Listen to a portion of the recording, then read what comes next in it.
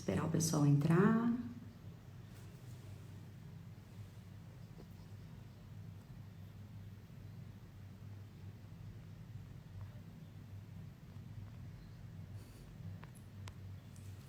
Bom dia, doutora Alex Galdino. Bom dia, doutora Ana Paula, querida, sempre presente. Bom dia, doutora Natália, doutor Kleber. Bom dia, Esse pessoal. Sabadão gostoso. Vamos tomar um cafezinho, estudar. Clarissa, bom dia. Bom dia, pessoal. Oi, bom dia, amigos queridos. Doutor Eduardo César Padovani. Olha aí o pessoal chegando nesse sabadão bonito. Pessoal, recebemos aí uma notícia, né, pelo portal do IBDFAM sobre as questões aí de prestação de contas de alimentos. Aí eu e a doutora Mônica, batendo um papo ali de amigas, tomando aquele cafezinho, resolvemos convidar a doutora Cíntia Portes, a nossa amiga, advogada e professora, para bater um papo, né? Tomar um café aqui, ó, nesse sabadão, tomar aquele cafezinho jurídico, para ela pontuar algumas coisas para nós, né? Sobre essa decisão, sobre essa notícia que nós tivemos, que é muito importante, não só para nós advogados, como a população. Ah lá, nossa professora Cíntia Portes já chegou. Já entrou. Vamos lá, já tá pedindo a solicitação. Quer café, doutora Ana Paula? Pode vir aqui no escritório tomar um café com a gente. Bom dia. Tudo bem, doutora Cíntia, professora Tudo querida? bem. E vocês, como estão? Ai, eu quero esse café. Que delícia. Bom dia. Bom dia. A Milene Lemos. Minha prima querida, obrigada por estar aqui com a gente. Eu vi também o João, meu querido primo, amigo querido. Então, doutora, estávamos aqui conversando porque no finalzinho de maio, né, agora dia 27, a gente foi surpreendido com uma nova decisão da terceira turma do STJ, admitindo a prestação de contas para fiscalização da pensão alimentícia. O que até então a própria turma, né, já tinha decidido o contrário, já tinha decidido que era incabível, que não cabia. E aí, o que fazemos agora? Como advogadas, a gente já começou a ter demandas, né? Não, nem fale. Muito. Os nossos clientes já ligam desesperados, doutora, porque eu quero que apresente um relatório, porque eu quero saber quanto que está gastando, porque aqui na prática, a gente sabe que a maioria acha que o dinheiro vai para outros gastos, né? Independente do genitor, do genitor. Mas eles querem saber. Só que às vezes o valor é irrisório, é um valor de pensão que a gente tem que pensar. Dá para fazer uma compra de supermercado? Não é? Então, tudo isso tem que ser pontuado. E é isso que a gente quer nesse café. Aqui, bater um papo e que a professora possa nos dizer um pouco sobre esse novo entendimento, se cabe, não cabe, em que situações. Até para os nossos, a gente tem aqui participando amigos, advogados, clientes, então que a doutora possa nos orientar nesse aspecto.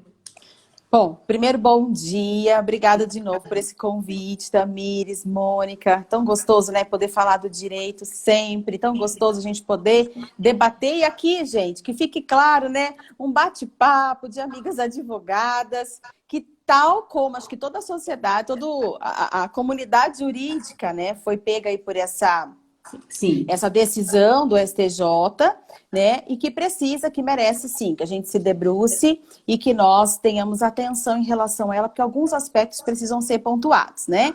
Antes disso, eu estou vendo aqui alguns alunos queridos, o Sávio, bom dia, Rosana, bom dia, doutora Márcia, Letícia, Ana Paula, doutora Mariana Blander, ai que delícia, bom dia, pessoal. Doutora Juliana, nossa, eu queria poder acompanhar todo mundo, né? Mas aqui passa tão rápido, aqui ó.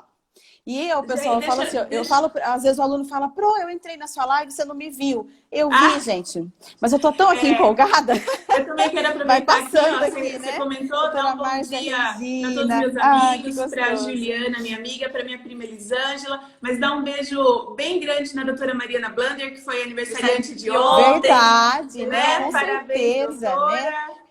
Giovana, querida, tá aqui também, que gostoso. Pessoal, esse tema nos desafia, né? E claro que eu falo que essa semana eu fiquei aqui nos meus devaneios, nos meus pensamentos sobre ele, porque não é um tema que nunca se debateu, né? A questão da possibilidade da prestação de contas em relação à pensão alimentícia já é tema, né? Debatido, tanto que a doutora Mônica bem pontuou, a terceira turma hoje, né, vai de encontro com decisão que há pouco menos de um ano, da mesma turma, entendia pela não possibilidade da prestação de contas, mas aí tinha uma questão processual, a gente vai falar sobre isso. Mas, por outro lado, é tudo novidade para nós também. E por quê? Nós não temos, por hora, o acórdão não foi disponibilizado, e nós sabemos que é importante relevar que não foi um voto unânime, né? Foi uma decisão por maioria de votos. E nós tivemos o voto que desempatou, o voto Minerva, foi da nossa querida ministra Nancy Andrighi, que é maravilhosa, contemporânea. Eu falo que quando ela começa a julgar, a gente tem que ficar de olho no que vai vir ali das decisões, porque ela é muito ponderada. E nesse voto em especial, e aqui eu quero deixar um pouco claro que estamos nos baseando nas notícias que foram veiculadas no site do IBDFAN, né? E que eu tenho total confiança da presidência do querido Rodrigo da Cunha Pereira, que eu confio assim, né? Indistintamente. Então é uma notícia, né? No site do IBDFAN. Não temos o acórdão, não foi por unanimidade, foi um voto por maioria, e eu vou me pautar no voto da ministra Nancy Andrighi, para a gente fazer essas pontuações, né, que foram bem ponderadas. Olha só, a partir desse voto, o que nós temos que analisar? Duas premissas. Primeiro, três premissas, na verdade. Primeiro que estamos diante de um caso concreto muito específico. Esse acórdão vem de um processo em que a criança em questão, ela é deficiente, o pai paga 30 salários mínimos de pensão, mais outros dispêndios que ele tem com o seu filho, né? Houve indícios de má gestão do valor, né? Então, indícios de que aquele dinheiro realmente não está sendo encaminhado para o tratamento, os cuidados com o filho, e, portanto, esse pai busca na justiça e chega às instâncias superiores para que, efetivamente, ele tenha esse direito reservado e garantido. Então, veja, primeira coisa, cada caso concreto vai demandar um olhar do magistrado. E a ministra, então, muito lucidamente, ela diz o seguinte, primeiro ponto, nós temos um direito material reconhecido neste acórdão, nessa decisão, que é o direito de fiscalização, de supervisão. Neste caso, estamos falando do genitor, né? De acordo com o que já está previsto no parágrafo 5º do artigo 1583 do Código Civil. Esse artigo, muitas vezes esquecido, ele fica num cantinho lá do Código Civil, esse parágrafo 5º, dá direito àquele que não detém a guarda, em relação ao guardião, que recebe os alimentos, de fiscalizar, de supervisionar e requerer, sim, explicações, de requerer de forma objetiva e subjetiva a verificação de como está sendo o desenvolvimento dessa criança, né, na sua saúde física, na sua saúde psicológica. Então, ali fala, inclusive, prestação de contas. Está realmente escrito no 1583. Então, a primeira situação que a gente extrai, que é muito importante deste voto, é que há o reconhecimento de um direito material, a fiscalização, a supervisão de a quantas anda o emprego, né, o destino dos valores pagos a título de pensão alimentícia. Outra situação que nós estamos diante de uma situação de guarda unilateral, né, pessoal? Esse voto trata, né? Esse caso é uma guarda unilateral. A ministra não pontuou sobre guarda compartilhada, e aí a gente tem que debruçar para fazer aí uma extensão dessa interpretação com um pouco mais de calma para a gente verificar como isso ficaria. Então, vamos focar aqui neste voto, né? Se eu tenho, então, nesse primeiro momento, um direito material reconhecido, a fiscalização, supervisão, que já conta com expressa normatização do Código Civil, eu tinha um problema processual, que era, então, a divergência do voto lá de trás, da mesma turma. Essa ação de prestação de contas, de exigir contas do CPC, ela é um rito complexo. Num primeiro momento, faz-se a prestação de contas. Apresenta-se a prestação de contas. E num segundo momento, o objetivo qual é? Apurar eventual crédito daquele que exigiu as contas para a sua restituição, seu reembolso, né? Satisfação daquele crédito.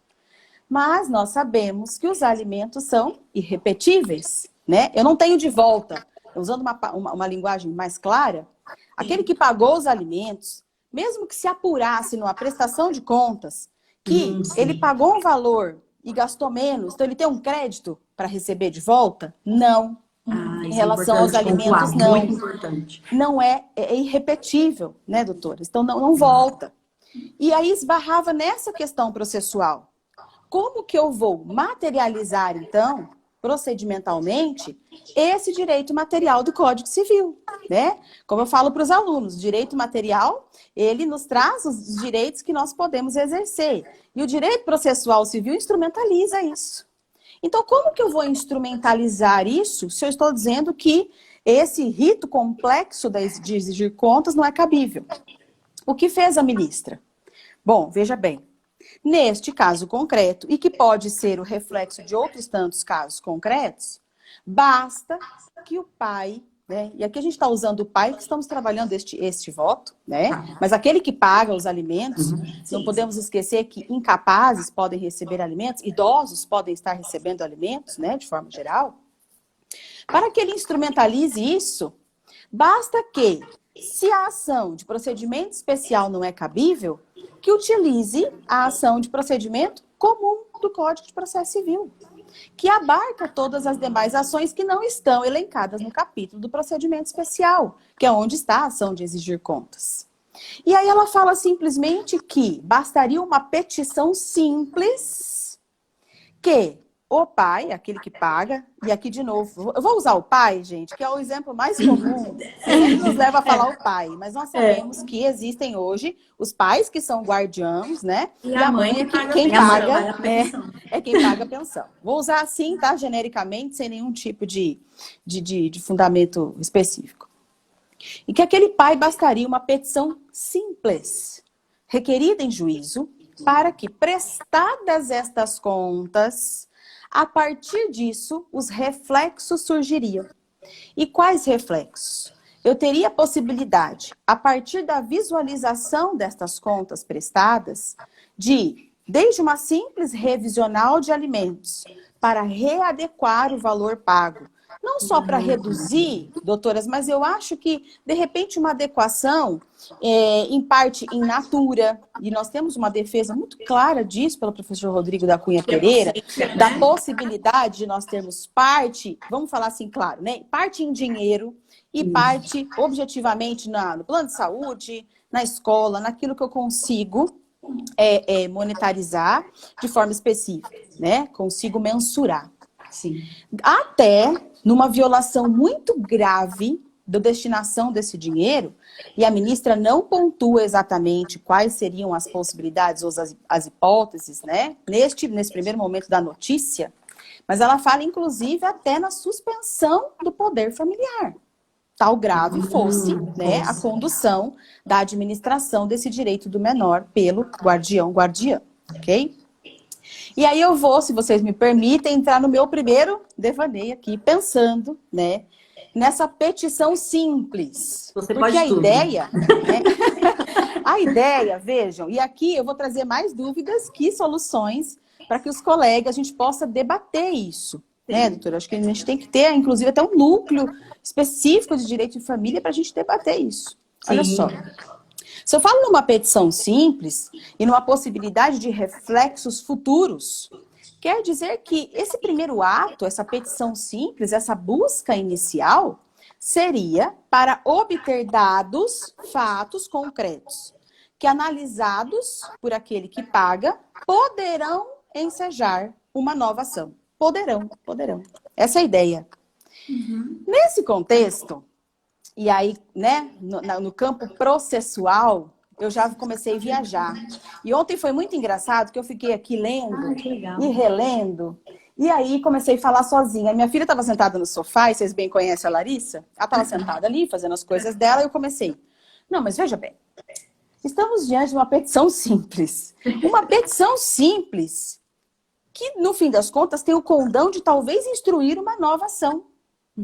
E se ela tem o condão de instruir ou não uma nova ação, ela poderia, talvez, gerar até autocomposição.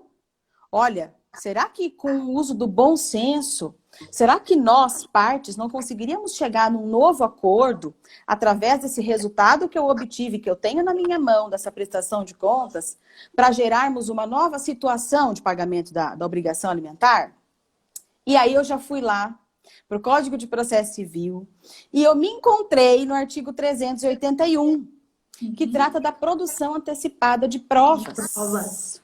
Tá? Olha, vejam, ressalvado e respeitado qualquer entendimento contrário, né? Olhando para a produção antecipada de provas, da forma como ele está hoje no CPC 2015, principalmente o inciso 3º e o parágrafo 5º, nós teríamos, né, quando produzimos antecipadamente a prova, algumas possibilidades.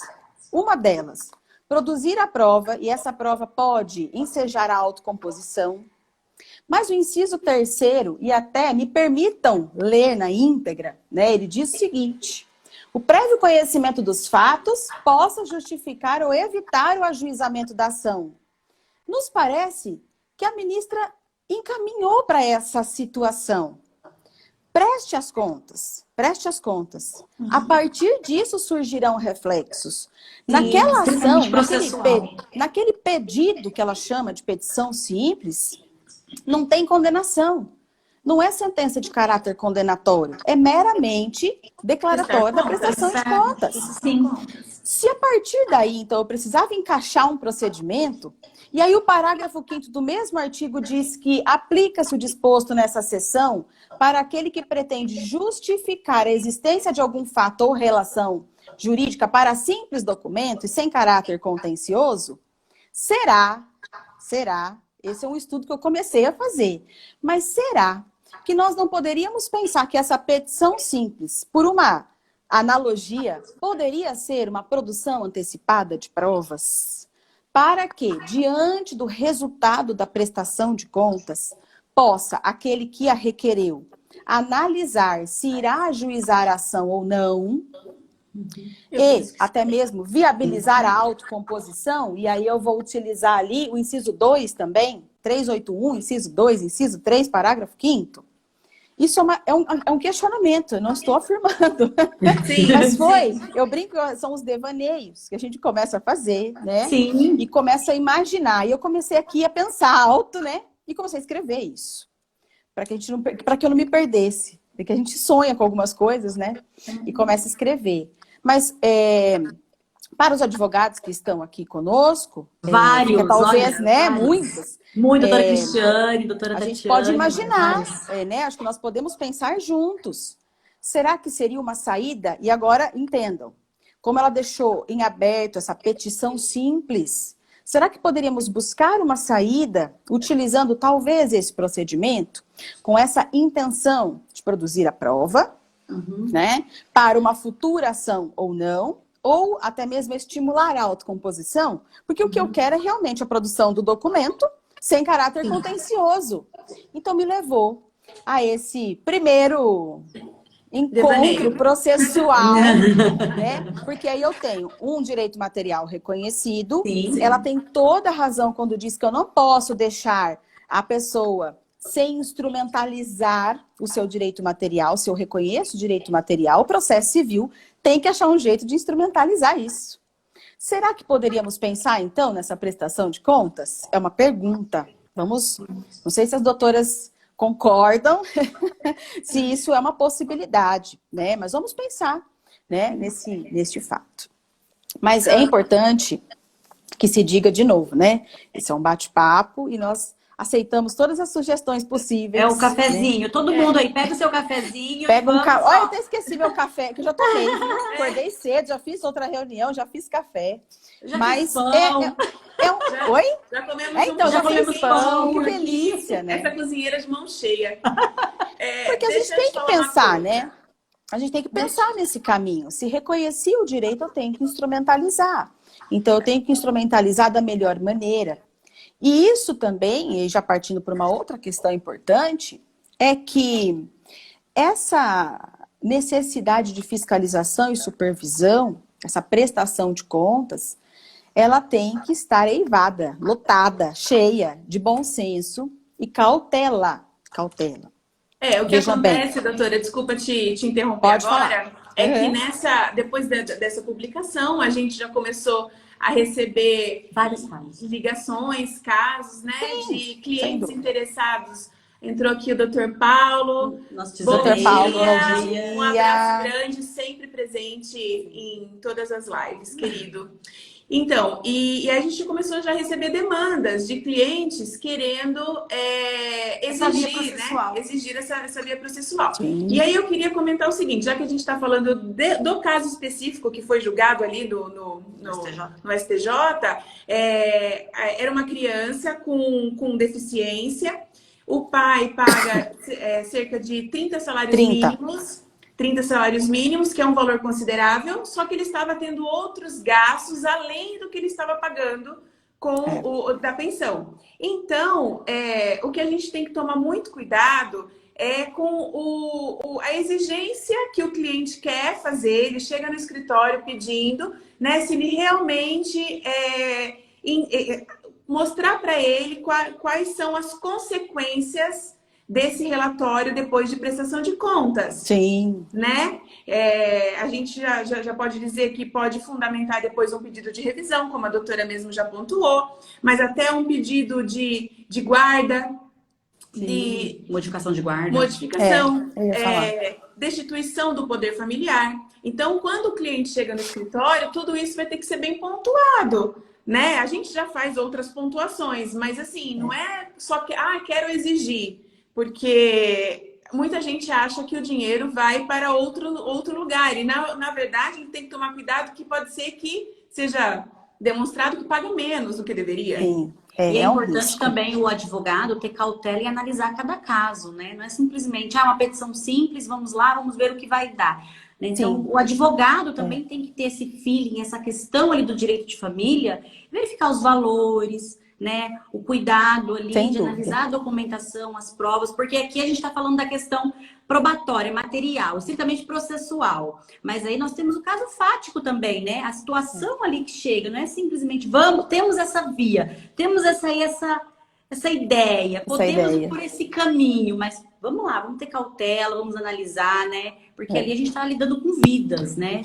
A gente nunca pode, né? Não pode perder de vista. Eu acho que essa decisão ela veio já sem tempo, né? Eu acho que em casos específicos é necessário. Nós sabemos também que existe sim casos de má gestão, de má administração, mas infelizmente não podemos, infelizmente ou felizmente, entender que o STJ abriu uma porteira genérica de prestação de contas, né? Nós temos que sempre pensar o que está muito pautado aqui, né?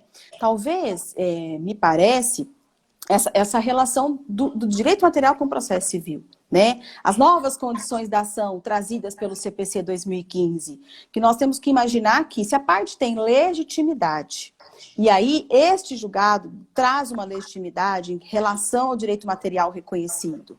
E se ela tem interesse de agir, e aí o interesse de agir tem que demonstrar essa utilidade do processo. Eu preciso ter utilidade, ele tem que ser efetivo. Eu não posso usar o processo como manobra de vingança, como intimidação, né? Exatamente. Gente, nós estamos numa live aqui informal, né? Aquela questão da picuinha mesmo, de ficar em cima do outro, provocando. Infernizando. O processo como ameaça, né? Então, se Vingança. a questão da possibilidade jurídica do pedido foi levada para a sentença, para a decisão, né? Ela é uma relação de julgamento, então nós temos possibilidade desde que o objeto, o bem tutelado, seja possível. Então, nós vimos que o bem tutelado é possível. Agora, o advogado, ele é, sem dúvida, o primeiro juiz da causa.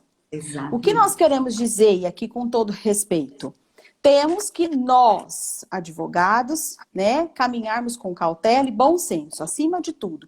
O cliente, ele quer mesmo, mas nós teremos que ter este lado mais humano, de acolher, né, esse cliente e explicar a ele os riscos da ação. Olha só, um caso concreto antes deste julgamento. Antes desse julgamento. Exigência de prestação de contas. Primeiro, até essa questão da petição simples, às vezes pode causar dúvidas, porque imaginamos, os magistrados também vão ter que se adequar a uma questão de como conduzir essa relação agora, e as sentenças mais elaboradas, para que a gente possa ter aí uma situação prévia, até mesmo pensando naquela prestação de contas baseada na produção de provas, né? Exigência da prestação de contas. Tudo bem, ok. No primeiro momento, o juiz recebe e diz assim, não, mas o que você quer não é uma mera notificação da parte, o que seria uma petição simples. Sim. O que eu acho que você quer, parte, é uma verdadeira prestação de contas. Converto no rito de exigir contas. Contestação naquele primeiro momento. Tese do STJ anterior. Não cabe exigir Não cabe, é o que nós por sua relação complexa, usávamos. né? Por sua relação processual complexa, e que ao final das contas não haverá crédito. E ainda que houvesse, ele é irrepetível, ok? Tá bom. Mas, enfim, caminhando. Vamos prestar as contas, porque de boa fé a cliente falou, mas eu não tenho problema nenhum em prestar as contas. Eu tenho tudo contabilizado, tudo ipsis literis, aqui o que entra, o que pago, o que é a minha parte que pago, o que é a parte do pai que pago. É até bom fazer esse confronto, porque eu que faço imposto de renda do meu filho, eu faço tudo, então vamos botar no papel. Impecável. Sabe aquele cliente que tem tudo impecável, gente? Sim, aquele cliente sim. do sonho. Que dá gosto. Impecável, dá gosto. Planilhinha dos últimos 5 anos. Bonitinho. E escola, plano de saúde, inglês, parará. Claro, a gente está falando aqui de uma pensão de um valor até razoável, mas sim. impecável. Quanto gasta no mês? Tanto. A mãe paga X e o pai pagava tanto. E fomos fazendo essa planilha. Conclusão. O pai estava pagando muito menos que deveria, de pensão alimentícia. O que ele pagava no binômio necessidade e possibilidade estava menor. Resultado. É o que a doutora Mariana Glander pontuou aqui, desculpa. A doutora Prestação Mariana de contas feitas. Né? Prestação de contas, ok. Tem algum crédito? Não. Tinha débito. O pai estava devendo, se fosse ver. E a mãe pagando muito a mais. Aí ela falou, nossa, eu estou pagando muito mais sozinha. Teve revisional? Teve, para majorar. Para majorar, chegamos à conclusão. E aí, por isso que essa questão da produção de provas, né? Quer dizer, eu produzi uma prova sem querer, né? Que não era nem imaginada, de majoração. Então, o cliente precisa entender que não é a prestação de contas meramente por prestar as contas. E, com todo respeito também, vamos imaginar, doutoras, que a gente esteja, e nós temos uma grande massa, né, de população que recebe R$150, R$120, 200, 300, aquele 1/3 do salário mínimo, base. Né? Sei. Dá para mensurar? Imagine uma prestação de contas dos R$300. Gente, é uma compra de supermercado. Como que eu vou detalhar indícios de má gestão, o não emprego? Agora, com toda a ressalva do mundo, eu estou falando isso.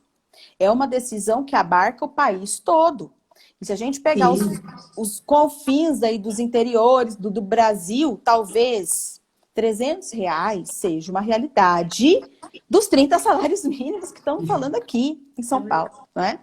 Agora, por isso a cautela, por isso a análise com todo cuidado, com todo o olhar técnico sobre as condições da ação, esse interesse de agir que tem que estar muito bem delineado.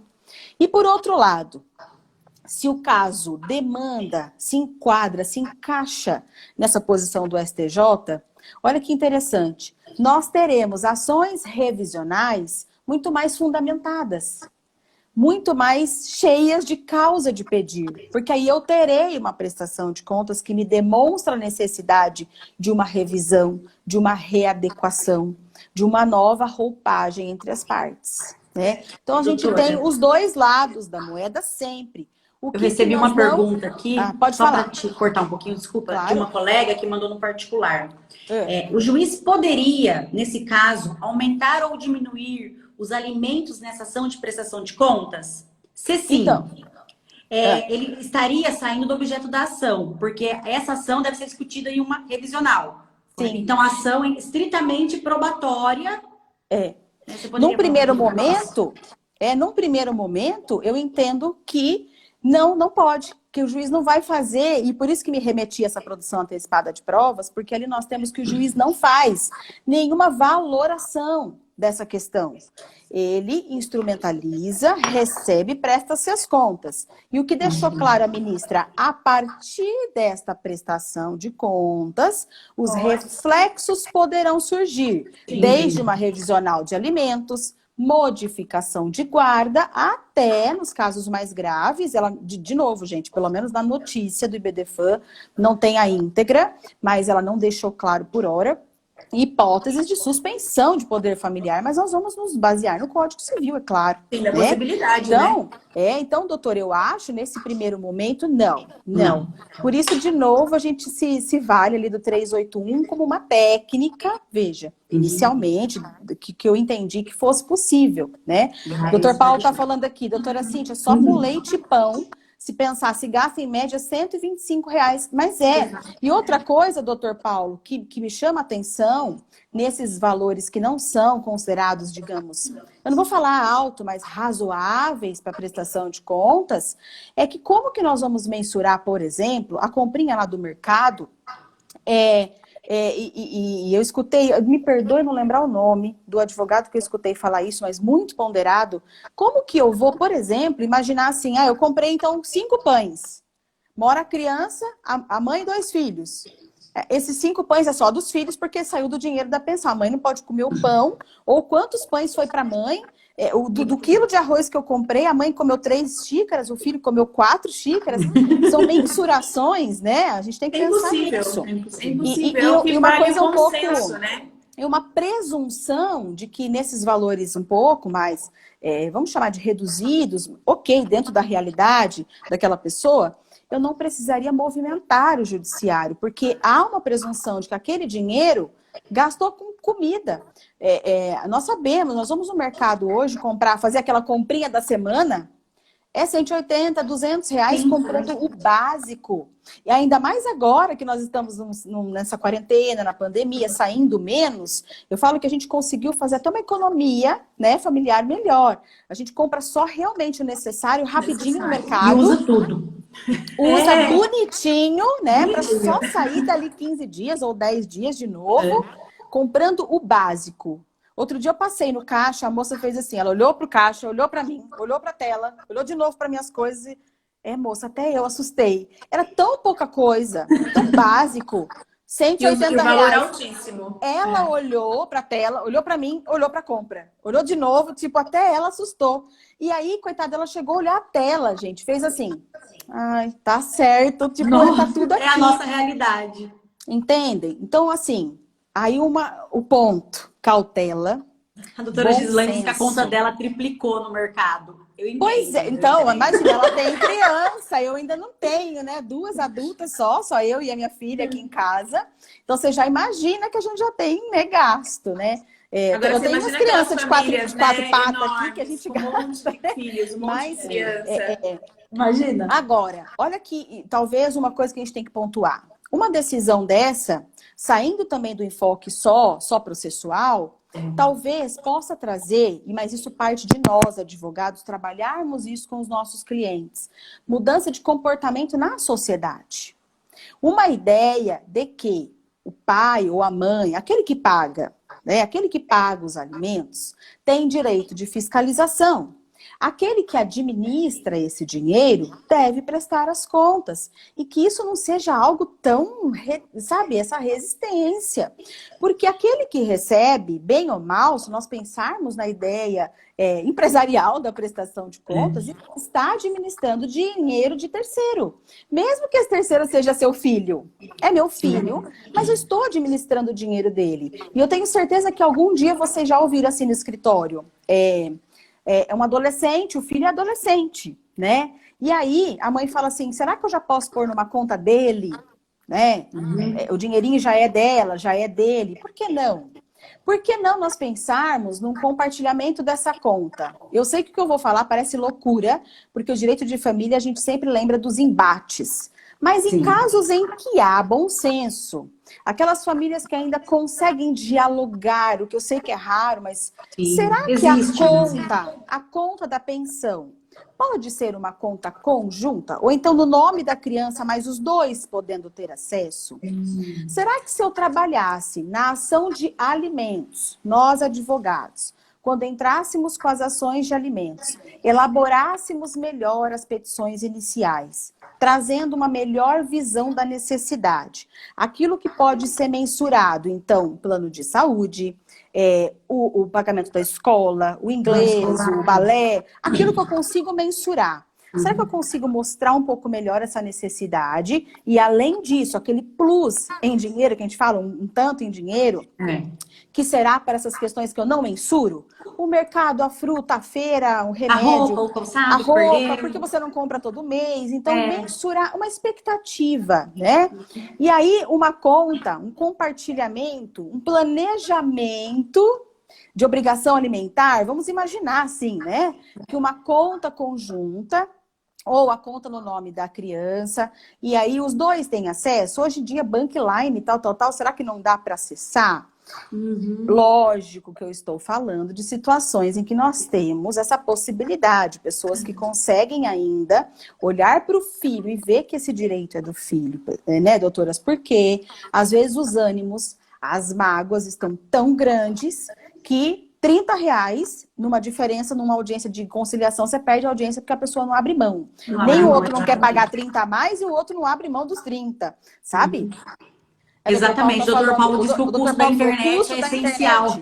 Olha, nós vivenciamos um momento em que a internet é necessidade básica. As crianças, inclusive os adolescentes e os próprios pais estão utilizando para trabalhar, para estudar. Nós passamos hoje mais tempo na internet do que qualquer coisa, né? Então, é claro que cada caso vai demandar um olhar diferenciado, mas mexe com a advocacia. Nós precisamos agora pensar desde o direito material constituído lá de alimentos, uma petição bem elaborada, um acordo bem elaborado. Depois, será que antes dessa prestação de contas, será que eu não posso tentar a autocomposição e os meios alternativos de solução de conflitos, chamando esses clientes para um acordo, uma readequação? Segundo, antes de promover a petição simples, seja ela que meio processual a gente vai conseguir isso, né, numa ideia aí da produção antecipada, mas será que também não há uma autocomposição anterior? E a necessidade de a gente propagar essa mudança de comportamento. Aquele que recebe, né, e de novo, baseado nesse caso concreto, valores tão consideráveis, por que a resistência em prestar contas para quem paga, se ele é genitor ou genitora, e se ele tem, sim, esse direito de fiscalização? No momento em que talvez, olha, vamos imaginar outro devaneio, né? Numa ação de alimentos, um compromisso de que a cada 6 meses, para não ficar intimidando a pessoa, a cada 6 meses haverá uma prestação de contas. Não precisa de requerimento, estou falando até em termos de autocomposição, de que os juízes possam, de repente, na sentença, se não houve conciliação, determinar tal qual. Aí vem as analogias, né? Aquele que administra o bem do outro não presta contas, curador, o tutor. Exatamente. Será que se a gente tiver uma temporalidade, né, um período para que haja, então não precisa ser mês a mês, mas sei lá, por trimestre, por semestre, que a criança estudou, né, viveu ali aquele semestre. E aí, se não cumprida, gera o indício de que há má gestão? Tá com medo de prestar as contas? O que você fez com o dinheiro? Olha só, todas as dúvidas, para que a gente possa aqui chegar, quem sabe, né, um novo debate para a gente direcionar essa questão. Mas, acima de tudo, uma coisa que a doutora Tamires falou é verdade, quando a gente conversava sobre a live, né, doutora? A doutora Mônica também, a falta de bom senso na família, né? Essas individualidades que crescem a cada dia e que mesmo dentro do seio familiar, a convivência se torna, assim, insuportável. Né? Porque se estamos convivendo, né? Eu não sou casada, mas quem vocês são, né? Tem os maridos. Gente, vocês vão fazer transações bancárias ou vocês não falam com o marido, pelo menos, né? Olha, O sapato não. Algumas coisas, um sapatinho, uma blusinha de nada, uma coisinha rápida. Mas tem investimentos comuns. Ô, Kleber, você escutou, né? O sapato. Aqui eu quero deixar claro que o direito ao sapato é direito material reconhecido. Com certeza. Não tem prestação. Mas eu tô só querendo. É uma brincadeira, mas nós não temos que prestar contas, né, em conjunto. Sim. Em relação ao filho, principalmente, né? Então, qual escola vai? Quanto a gente vai gastar dessa escola? Sim. Quanto é o inglês? Quanto é o balé? Quanto é o Kumon? Quanto é tal? Ah, doutora, mas a gente está falando efetivamente de uma massa de pessoas que nem tem essa realidade. Estudo em escola pública e tudo mais. Sim, ok, mas eu tô falando de uma realidade dos 300, dos 150, até do meio salário mínimo, que é quase uma praxe, né? Que virou uma praxe, que talvez até isso a gente tem que debater, melhorar um pouco, porque às vezes, pessoal, a necessidade e possibilidade demanda que a gente analise. Será que 30% alcança a necessidade? A doutora Maria fez uma pergunta super pertinente. Ou será que 30% até é muito para um filho, dentro da necessidade real? Se nós imaginarmos... A doutora Mariana pergunta aqui, né? Ainda que fique comprovado que o valor da pensão é mais do que suficiente, a pensão será sempre em cima dos rendimentos do alimentando? Então, né, essa discussão neste acordo não responde essa pergunta, mas é uma reflexão até que, desculpa, viu, doutora, vai passando rápido aqui para mim, eu não consigo ler tudo, né? Mas eu já me perguntei isso muitas vezes, né? Às vezes o cliente fala, mas da minha vizinha foi 30%, mas a realidade da sua vizinha e pior. Não, mas o que as pessoas não sabem, é que como virou uma cultura, uma tradição, as pessoas inclusive acham que isso está na lei. E não é. Na verdade, a gente tem que explicar que esse valor pode ser maior, dependendo realmente da situação do alimentado e do alimentante, né? Não, e o incrível é que, além de a gente ter que propagar que não está na lei essa fixação, que é um entendimento jurisprudencial de muito tempo, né? As adequações, elas se refletem no caso concreto. Porque, doutoras, vejam bem, 30% pode não suprir, 30% pode ser muito. 30%, o pai que fala, doutora, eu já tive caso assim, uma boa fé. Doutora, eu sei que eu tenho que pagar 1/3, pode pôr, eu vou pagar oferta de alimentos. Tá bom. Quanto o senhor ganha? R$1.000. Sou registrado, tenho tudo bonitinho. Quanto dá? É os 300 que a gente está falando, né? Estamos falando com base no salário mínimo, mas efetivamente os 300 pode significar o pai pagando aquele teto que criou-se, né? E essa coisa dos 30%, desse 1/3, que nem sempre é a realidade. Que ela pode não atingir a necessidade, mas também ela pode estar acima da possibilidade. Então a gente precisa sempre pontuar. De novo, bom senso. Eu não sei quanto tempo a gente tem, que eu não estou controlando aqui, viu, 15 gente? minutos. 15 minutos. Ah, meu Deus do céu, o trem passa rápido, né? 15 minutos. Então, se a gente for recapitular tudo isso, nós temos, então, um julgado que não foi por voto unânime, foi maioria de votos, então, há ainda divergências. Sim. Pessoal, olha, eu escutei assim, de uma pessoa da área jurídica. Doutora, que bom. Agora que é súmula, tá tudo certo. Não é súmula. Não é súmula. Um entendimento da terceira turma, cujo voto da doutora Nancy Andrighi, da ministra, né, desembargadora Nancy Andrighi, traz, né, esse voto por maioria, ela que desempatou, e trouxe essas pontuações, essa possibilidade de que reconhece-se o direito material de fiscalização previsto no artigo 1583, parágrafo 5º do Código Civil.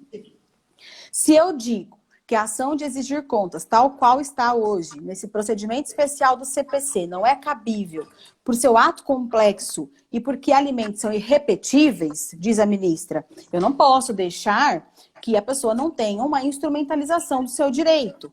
Poderá fazer pelo que ela chamou ali naquela notícia de petição simples. Simples.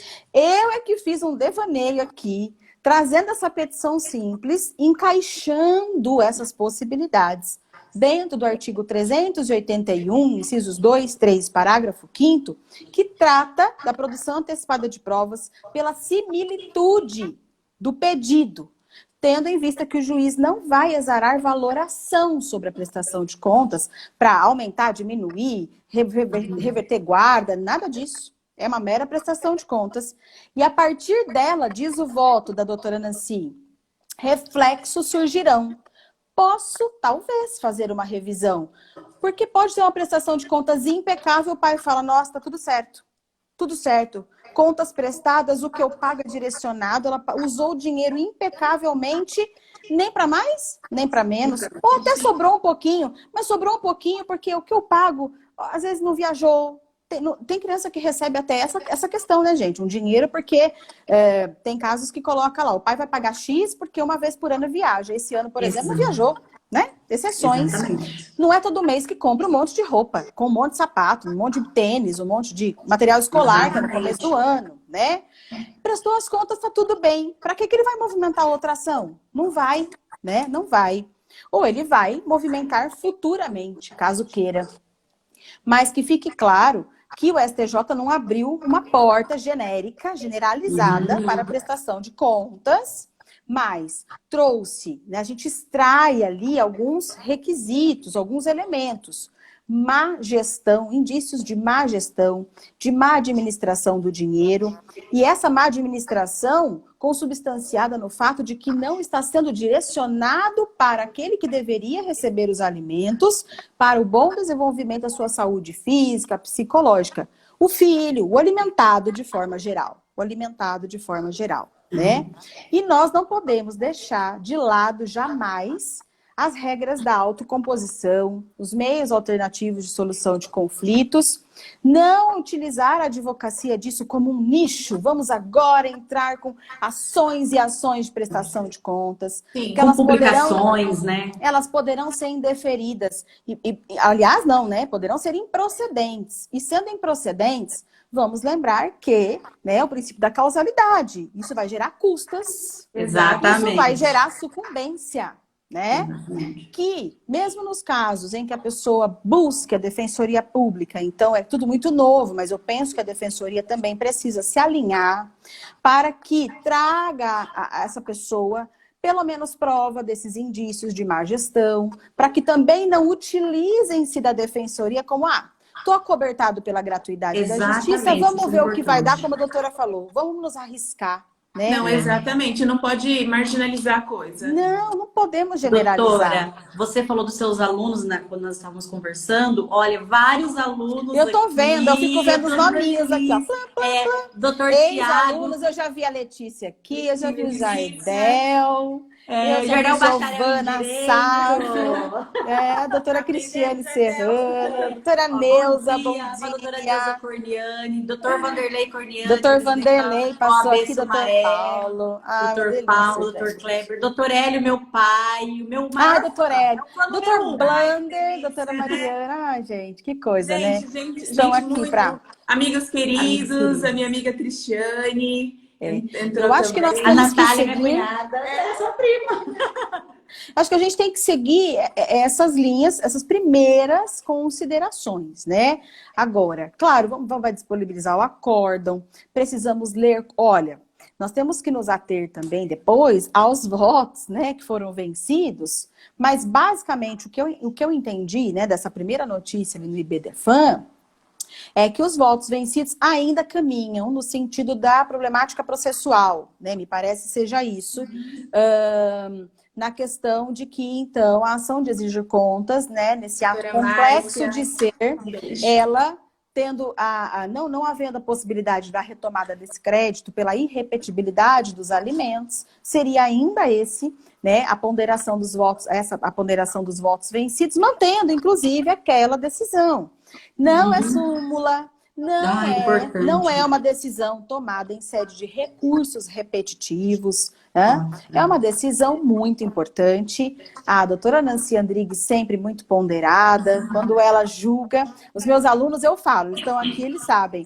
Às vezes eu vou falar das interpretações do STJ, porque eu falo para eles, olha gente, de acordo com o CPC é isso, mas o STJ, e já teve casos que falam assim, foi a Nancy. Alguém já fala, foi a Nancy. Foi a doutora Nancy Andrighi que porque as considerações dela são muito relevantes, né? São muito relevantes, né? Eu estava conversando com a doutora Gislaine ontem e ela disse exatamente assim, as pessoas agora chegam e falam, eu quero a prestação de contas. Antes nós falávamos, não cabe. Hoje ela falou, agora a gente tem que analisar, porque às vezes, né, você tem um precedente agora de má gestão. E ela falou que ela já teve casos, a doutora Neire já recebeu casos depois dessa publicação, porque a internet ela é muito rápida. O acordo não foi disponibilizado, não tivemos acesso às ponderações, né? Porém, já temos notícias no próprio site do IBDFAN, então por isso nós estamos batendo esse papo aqui, para falar, gente, vamos com cautela. Isso aqui é tudo assim, as primeiras, vamos chamar de notícias, as primeiras impressões que nós tivemos. E assim, utilizando o que é concreto, o direito civil, o direito processual, fazendo talvez essa submissão da produção antecipada de provas em relação a essa chamada petição simples. Será que nós poderíamos utilizar efetivamente deste procedimento que nos pareceu muito nessa similitude de objetivo, né? Então, se eu tenho que ter interesse de agir, que se traduz nessa questão da utilidade do processo, será que eu posso utilizar esse instrumento, né? Pessoal, vou falar que o Cadu da Associação dos Amigos dos Animais de Nova Odessa entrou aqui, super querido, Cadu, bom dia. Bom dia. Então, eu sempre penso nesse sentido, a gente analisar. Aqui nós estamos num bate-papo mesmo, colocando todo mundo para ferver a mente, né, e buscar os melhores caminhos. Mas que a advocacia saiba ter uma lucidez, uma clareza de não fazer disso mera mercantilização, captação de contratos, porque depois, imagine, lá no futuro, tudo isso provocar uma revisão para majorar. E aí, a gente ter uma faca de dois gumes voltada. Não, ele tem que pagar sucumbências, as custas do processo e depois ainda uma majoração. Olhar então, esses tem que ser muito indícios, explicado, né? esses requisitos, analisar cada caso concreto. Eu sei que muitas vezes o cliente ele compara a sua situação com a de alguém que vivenciou. A do vizinho. Sim, olha, eles comparam. Mas eles comparam coisas muito técnicas. Por exemplo, porque o divórcio da minha vizinha, a senhora saiu em 15 dias. Sim, o divórcio dela foi extrajudicial. Consensual. Sem filhos, sem partilha de bens, fomos a um tabelião de notas, né? Salvaguarda essa maravilha do divórcio extrajudicial. Resolvemos em 15 dias. O divórcio da senhora é litigioso. A parte contrária resiste. Inexiste acordo sobre guarda, pensão e visita, sendo que a senhora tem 3 filhos. Inclusive, também não tem acordo de partilha de bens. A audiência foi marcada para novembro. E a parte resolveu-se. A parte não foi citada. A parte não foi citada. Exato. Então, o que precisa haver é que essa ideia de... A gente brinca no direito do que tudo depende e que cada caso é um caso. Caiu naquela vara.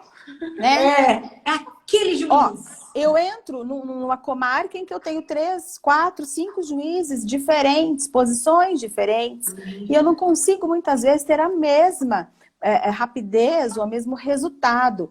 Vai ser assim para prestação de contas também, né?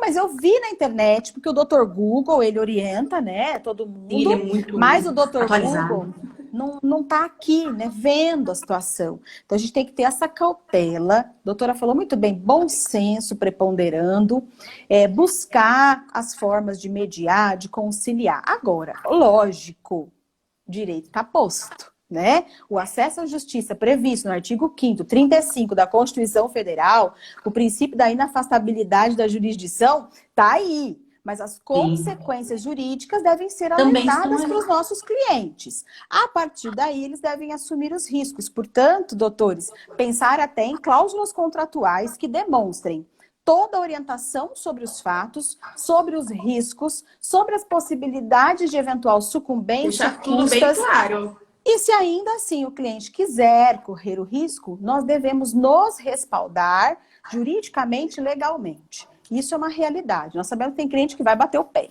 né? E que são nossos clientes e nós vamos atender da melhor maneira. Mas sempre nos respaldando. Acho que esse respaldo é muito importante, né? Porque não é uma súmula vinculante, não é sequer súmula, não é recurso repetitivo. Temos que ter essas cautelas agora, porque os magistrados vão analisar o caso, né, sempre de acordo com o seu fundamento motivado, né, o convencimento do magistrado, ainda que de forma motivada. Então, temos que estar prontos para o que virá, né, ainda que estejamos num campo muito novo de análise dessa questão. Estamos chegando ao fim da nossa live, esse bate-papo tão gostoso. Ai, tão gostoso.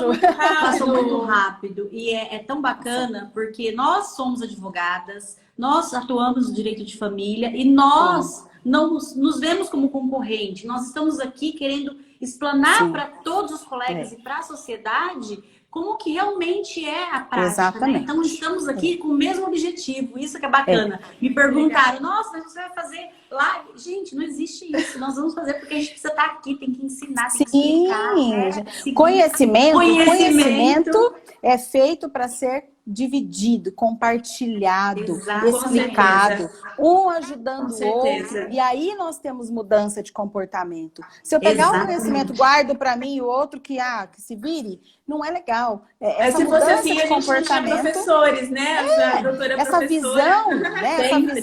Essa visão expansiva dessas questões que tocam a sociedade de uma maneira geral, elas precisam ser fomentadas. E nós temos esse canal aqui, que veio, sim, com essa situação de pandemia, mas que veio para mostrar como nós podemos propagar. E não esquecer da nossa função social. A advocacia tem uma função social, né? Se somos médicos das doenças sociais, que possamos entregar um pouquinho dessas pílulas de conhecimento para que se propaguem, um propagando para o outro, todos pensando juntos, as melhores soluções vão chegar. Esse pai dessa ação, que agora a gente está aqui discutindo, ele batalhou até as instâncias superiores. Sozinho? Não, porque ele não tem capacidade postulatória. Foi um colega nosso que levou para o STJ. Foi um advogado que aí está de parabéns, inclusive. Exatamente, né? que acreditou, é isso aí, a Rosana, minha estudou. aluna. A Rosana tá falando, coloca a gente para pensar, né? Obrigada por colocar a gente para pensar. E eu falo isso para eles. Eu quero que vocês pensem fora da casinha, encha a gaveta de conhecimento. Se a Giovana tiver aí, não façam, encha a gaveta de conhecimento e depois abre, né? De petições, né? Que as petições agora têm que ser pensadas. Os contratos. O doutor Tiago, a Cíntia, sabe? Foi aluno da Cíntia. Excelente aluno. Ele não faz Ctrl-C, Ctrl-V, ele pensa mesmo. Então é um exemplo de bons nada de Ctrl-C, Ctrl-V. Essas novas gerações, mesmo, é né? escrever, é criar sua identidade, é saber aonde você está pisando. Se não sabe, pede ajuda, não tem problema nenhum pedir ajuda, a gente tem que ter humildade de pedir ajuda, mas saber propagar isso da melhor maneira. Então, assim, eu fico super grata, super honrada desse convite e naquilo que eu puder, assim, compartilhar, vocês podem... Olha lá, a Giovana tá falando essas gavetas... Porque eu falo para eles, enche a gaveta de conhecimento, aí na prova eu falo, agora abre as gavetas, Giovana. Abre as gavetas. Ela fala essas gavetas, porque tá cheio, só precisa pensar. Finalizar os agradecimentos aqui com a doutora Mônica, que vai acabar. Vamos lá. Ai, meu Deus. Agradecer a todo mundo, a gente tem 1 minuto aqui, foi maravilhoso. Obrigada, esse sábado tão gostoso, essa manhã. Bonito. Logo a gente volta com outro tema. Contrato de namoro. Contrato de namoro a gente falou ontem na comissão estadual Estadual de Direito de Família, mas um outro tema que eu acho bem bacana que a gente pode falar é sobre testamentos. Herança digital. A gente vai Herança falar sobre digital, isso. testamento, Então, testamento digital. Então, olha, Deus, tanta para coisa. todos, eu vi aqui a minha Obrigada. tia Patrícia, um beijo. Todo mundo que entrou, muito obrigada. Aos advogados, nossos amigos, nossos colegas de coração, aos alunos. Até a próxima. As perguntas Meninas, que não foram respondidas, a gente vai mandar aqui para a doutora isso. Cíntia. E outra coisa, perguntaram se tá gravado. Aí é vocês que gravam aí, eu não sei, tá, né? Então Aí vai gravar. Então tá jóia. Nós somos especialistas em live. Opa, então tá bom. Dan, minha prima, comadre, te amo. Obrigada a todos. Beijo, Beijo. obrigada, gente. Fica com Deus, gente. Obrigada a Deus. todos. Tchau, Obrigada. tchau. Tchau, tchau.